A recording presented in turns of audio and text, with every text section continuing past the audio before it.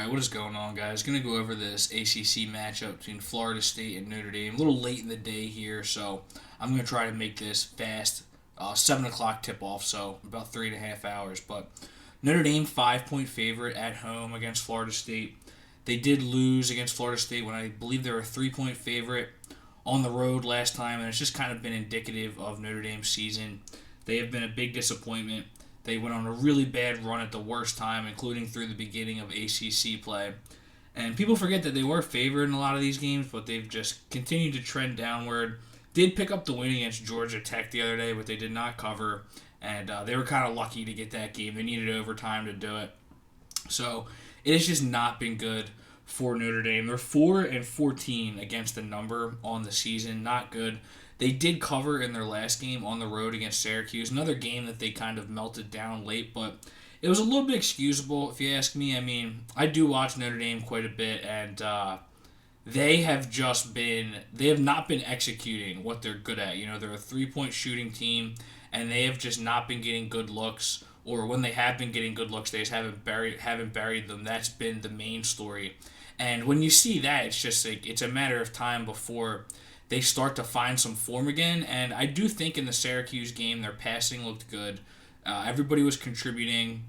Dwayne Goodwin played a really good game. So these are all things that are trending up for Notre Dame, but the season is still looking really bad. Their tournament hopes are quickly evaporating. They're going to need a miracle to just sneak into the ACC tournament and make some noise. But yeah, Florida State, same deal. Been a disappointing season.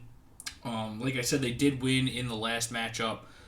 They were a +3 underdog, I believe, and won that game. Notre Dame has never won at Florida State since joining the ACC. Don't quote me on that, but I know it's at least been a while, but it may have been never. So they did manage to let that one get away from them. But Florida State has covered in 3 of their last 5, so it's looking better. But, you know, for me, man, I don't have a ton of justification for this pick other than, you know, Notre Dame. I like the way that they're trending, and I think that we have a number here that makes a lot of sense for them. You know, you can't rely on them to even cover by 5 at home against a middling Florida State team.